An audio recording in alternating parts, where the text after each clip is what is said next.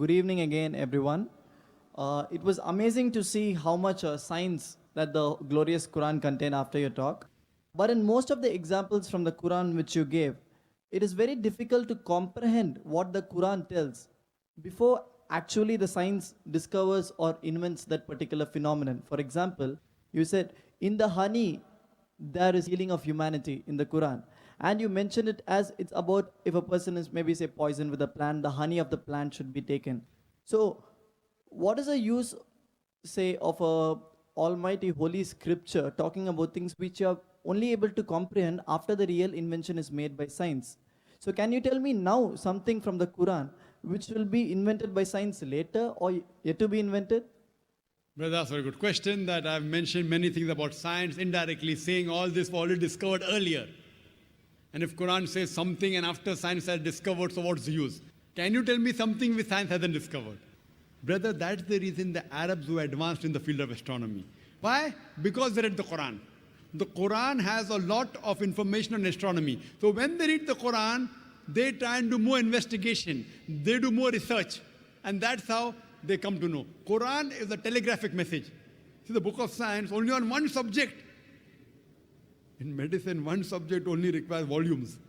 So if that way the Quran is, this Quran, most of the human beings, they don't like to read. Oh, such a big book. So if God Almighty wrote in detail, then even a big building, you will require thousands of buildings to contain the message of the Quran. Quran is telegraphic message. So in telegraphic message, many of the Muslims, they read the Quran and they made advances in science. That's the reason we find, if you go back into history, the Muslims advanced in science and technology. But you pose the question, forget about the past. What about today? All what I've mentioned has been discovered earlier, but many of them were discovered by Muslims, some by non-Muslims, some by Europeans. What about things which science hasn't discovered? Fine. First, I'll tell you those things which science hasn't established, but yet there are high chances, which Quran has testified, and I believe in it. For example, Quran says in Surah Shura, chapter number 42, verse number 29, that it's Allah subhanahu wa ta'ala who has created the creatures in the heavens and the earth and has placed creatures in them. So Quran says there is life besides this earth. Today science hasn't proved there is life besides this earth. Scientists say there are high possibilities that life will be there besides this earth. So they are sending rockets, spaceships, moon, Mars. Quran says there's life besides this earth. I believe in it. Science may discover it tomorrow, after 5 years, after 10 years, after 100 years. Quran says, I believe in it. Today, there are many hypotheses how the world will end.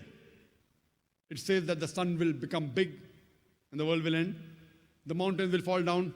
The mountains will become smooth. The ocean will swell up. The world will enter into a black hole. Many hypotheses. Many of these hypotheses, not all, they match with the Quran. Quran says in Surah Qiyamah, chapter number 75, verse number 8 and 9, that the sun and the moon, they will join together. The sun will be buried in darkness. If you read Surah Takwir, chapter number 81, verse number 1, 2 and 3, it says that the stars will fall down and lose their luster. The mountains will fall down to utter ruin. The ocean will swell up. It's mentioned in Surah Infitar, chapter number 82, verse number 1 and 2 and 3. Again, the ocean will swell up. The stars will fall down. Similar to many of the hypotheses. But Quran says, I believe in it. Quran further says in Surah Anbiya, chapter number 21, verse number 104, we have created this creation, we will destroy it and create a new creation. Science hasn't discovered that yet. Quran speaks about life after death. Science hasn't proved that yet. Quran speaks about heaven and hell.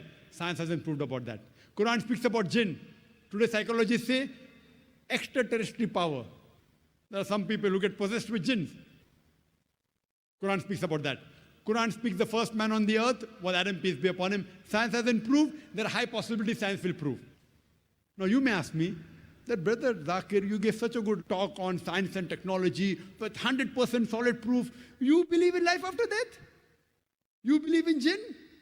You believe in heaven and hell? You a doctor? Isn't this unscientific? I said, no, brother. I believe that it is scientific. Suppose whatever the Quran has mentioned, 80% has proved to be 100% correct. I spoke about astronomy, about geology, water cycle, oceanography, botany, biology, zoology. So just hypothetically, 80% what the Quran has mentioned, suppose, has been proved to be 100% correct. The remaining 20% is ambiguous. Neither right, neither wrong.